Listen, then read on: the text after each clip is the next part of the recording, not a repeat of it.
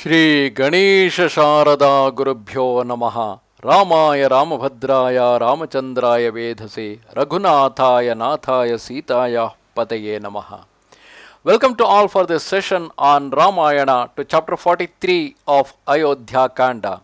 In the previous chapter, we saw Rama along with Lakshmana and Sita had left to the forest for his exile for next 14 years, while King Dasharatha, along with his consorts Kaushalya, Sumitra, and all others, and the whole of Ayodhya is immersed itself in a deep sorrow.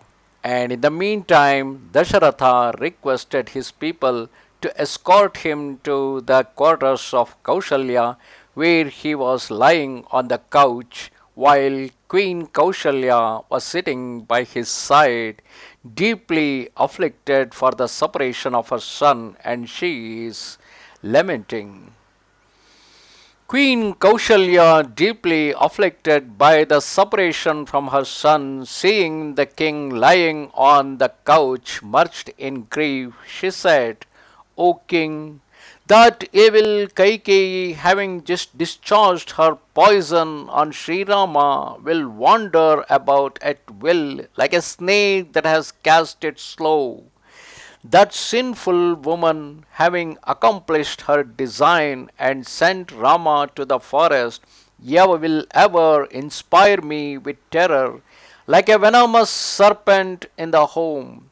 If her demand had been that Rama should dwell in the city on alms, and had she condemned him to be her slave, it were better than exile into forest.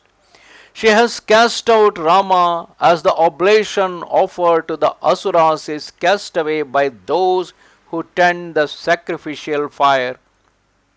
The long armed Rama, the wielder of the great bow, walking like the king of elephants, must by now have reached the forest with Sita and Lakshmana. O king, consider how your son Rama, who has never before experienced suffering, is banished by you, urged by Kaikeyi. Oh, what a fate will befall them now, without wealth, exiled in his youth, when a king's happiness should have been his portion. How will he be able to live on roots and berries in the forest? Will the time ever come when I shall see Rama, Lakshmana, and Sita return, putting an end to my sorrow? When will that glad day dawn, when the illustrious capital, filled with rejoicing crowds, decorated with flags, banners, and garlands, welcomes Rama? Oh, will that auspicious hour ever strike, when the citizens, hearing of his return, will be filled with gladness like the sea at the time of full moon? When will Sri Rama with Sita enter the city like the bull who at dusk preceding the herd of cows return to the town?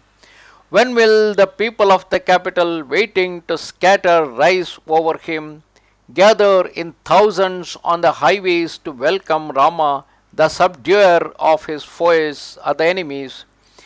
Oh, when shall I see my son, resplendent as two mountain peaks, return to Ayodhya, adorned with earrings, bearing the sword and scimitar?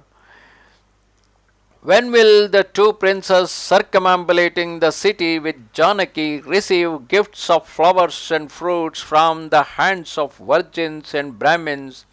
When will the virtuous and sagacious Rama run towards me, leaping like a child? Surely my love pours forth for him as the breasts of mothers when sucking their infants. O great king, because of this Kaikeyi has increased my love for my child. Bereft of him, I am like a cow whose calf has been forcibly carried away by a lion. My only son Rama is worst.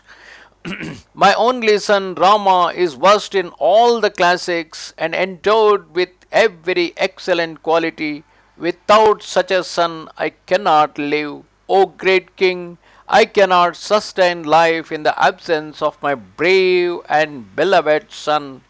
The fire of grief caused by the separation from my son is consuming me, as the rays of the sun in summer consume the surface of the earth. Thus ended chapter 43 of Ayodhya Kanda in Ramayana, in which we saw Kaushalya deeply lamenting for the separation of Rama from him. Namaste Sharada Devi Kashmira Puravasini Twamaham Prarthaye Nityam Vidya Danancha Dehime. Goodbye.